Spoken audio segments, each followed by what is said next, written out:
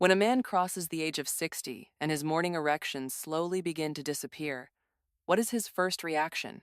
Usually it's one of two things. Either he tells himself, it's just old age, everything is over, or he starts searching for something stronger, faster, more immediate, as if the problem is simply the lack of a pill. But there is a third possibility, one that almost no one talks about. What if that system isn't actually broken? What if nothing has truly disappeared?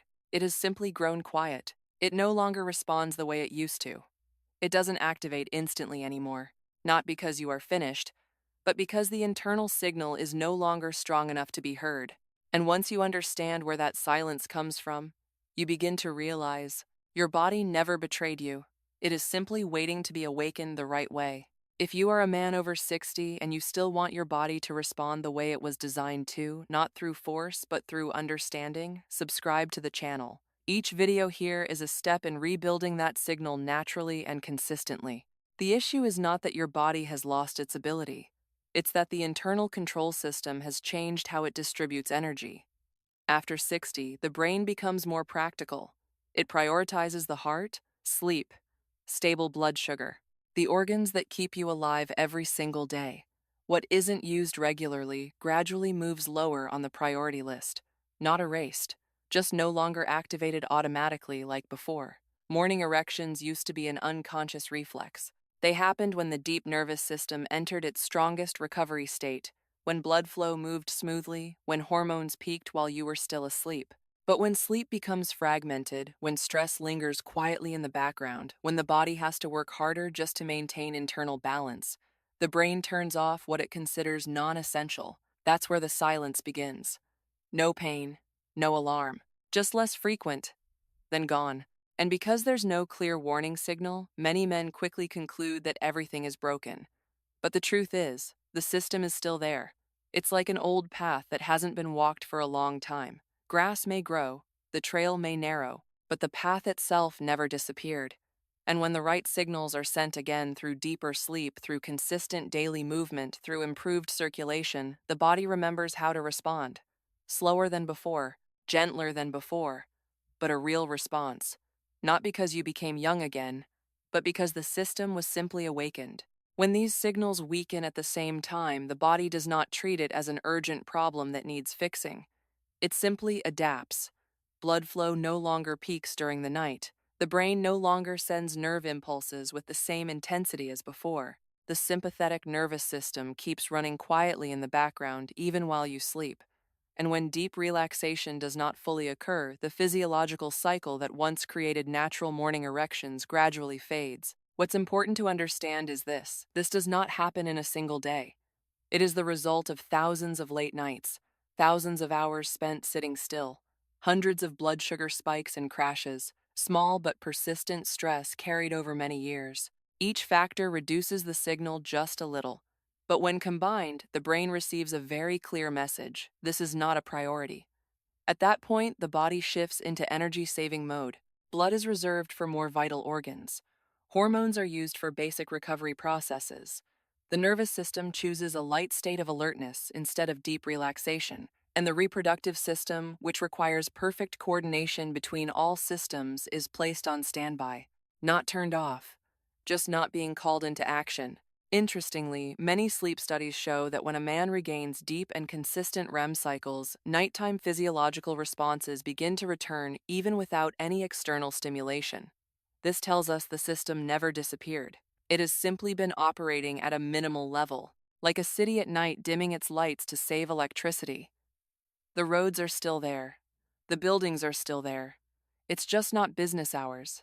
And when internal conditions begin to shift, when circulation improves, when the blood vessel lining becomes more flexible, when the pelvic floor learns to relax instead of staying tight, when the nervous system finally feels safe enough to enter deep rest, the signal returns. Not loudly, not suddenly, but naturally, the way it used to for many years. The three switches that reactivate the system. If in the previous section the body shifted into energy-saving mode because the signal was too weak, this is where we send it a new message. The road is clear. You can function again. No complex exercises, no equipment, just precise stimulation of areas that have been largely forgotten for years. 1. The area above the pubic bone, the control center. When you place your hand on the soft area just above the pubic bone and apply very gentle pressure, you are not working on the muscle itself. You are communicating with the fascia, the connective tissue that surrounds blood vessels and nerves. After many years of prolonged sitting, this tissue becomes less flexible. No pain, no numbness, but enough to reduce microcirculation. When you breathe deeply into your belly, the diaphragm moves downward, and the pressure inside the abdomen changes rhythmically. This acts like a natural pump, helping blood begin to move back into the area. The gentle warmth you may feel is not imagination. It's a sign that blood vessels are opening. Remember, this is not a massage. It's a release of long-standing compression. 2. The perineum, the valve. When you sit lightly on a small rolled towel and completely relax, you are sending a signal of safety to the nervous system. The pelvic floor does not need to become stronger. It needs to relearn how to relax. Under chronic stress, this area unconsciously tightens like a locked valve. When slow, deep breathing appears, the nervous system shifts from alert mode into recovery mode. And when that happens, circulation begins to return. The subtle pulsing sensation you may notice is simply life returning to the system. 3. The inner thigh pathway, the highway. The femoral artery is the main route delivering blood to the pelvic region. But inner thigh muscles that have stayed tight for years are like a highway stuck in constant traffic. When you gently glide your fingers along the groin crease, find a slightly sensitive point, and hold moderate pressure, you create space for flow. No force is needed, just precision and patience. When the highway is cleared, blood doesn't have to struggle, it simply moves. The most important part. These 3 switches do not create an instant reaction like medication. They do something more important. They teach the body to remember how to function, from a dormant state to a responsive state. When practiced consistently each day, the brain receives a very clear message: this area is a priority again. If you have followed this far, it means you are not looking for a quick fix. You want to understand your body and take control of it again. Write the number 1 inch the comments to mark the moment you decided to reactivate your system. And subscribe to the channel because this is not about instant results. It is about restoring circulation, deep sleep, and natural vitality after 60, one signal at a time. Your body was never broken. It has simply been waiting for you to turn the switch back on. You can improve blood flow. You can release compressed tissue. But if the nervous system still believes the body is in survival mode, every recovery signal will be blocked. Because to the brain, circulation, to the reproductive organs is not a priority when the heart rate is elevated, breathing is shallow, and the body remains in a state of alert. Morning erections are not created by effort. They appear when the entire system enters a state of deep safety, when blood vessels open naturally, when breathing slows, when the brain no longer feels the need to stay on guard. That is why the way you breathe becomes the master switch. A slow breath through the nose, the belly gently expanding, the exhale longer than the inhale. This sends a direct signal to the vagus nerve: there is no danger. You can recover now. When this signal is repeated every day, the nervous system relearns the relaxed state it may have forgotten over the years. And when the parasympathetic system begins to dominate at night, sleep becomes deeper. REM cycles become longer, circulation becomes more stable. The physiological responses that once disappeared begin to return naturally, not because you force them, but because the body finally feels safe enough to function the way it was designed to. In the previous section, you created a sense of safety for the nervous system. You reactivated the mechanical switches that help blood flow and nerve signals reconnect. But the body does not operate on a simple on-off mechanism. It responds to repetition. It trusts what happens every day. The 3 switches may turn the light on, but these 5 habits keep the current steady. 1. Deep belly breathing. 5 minutes a day, not to take in more oxygen, but to remind the nervous system that you are safe. When breathing becomes slow and deep, heart rate decreases, blood vessels open and abdominal pressure shifts rhythmically. This creates a gentle but steady flow toward the pelvic region, subtle yet consistent. 2. Warm water in the morning. After a long night, blood tends to become slightly thicker. Circulation is slower. A glass of warm water is not just for hydration. It awakens the entire circulatory system. Warmth encourages mild vessel dilation. Flow begins earlier in the day. It is the first signal telling your body we are active. 3. No sugar at night evening is the body's time for repair. When blood sugar rises, the body shifts into energy processing mode instead of tissue repair mode. The endothelium, the delicate inner lining of blood vessels that controls dilation, is directly affected by those fluctuations. Keeping blood sugar stable in the evening protects your natural nitric oxide production. 4. A 10-15-minute walk after dinner. This is not exercise. It is activation of the venous pump system in the legs. Every step helps push blood back toward the heart, reducing pelvic stagnation after a long day of sitting. Better evening circulation, deeper sleep, stronger nighttime recovery cycles. 5. The right mindset. This is the most important habit. The body does not respond well to frustration. It does not recover under pressure. Each time you think, "Why am I like this?" the nervous system shifts back into tension mode.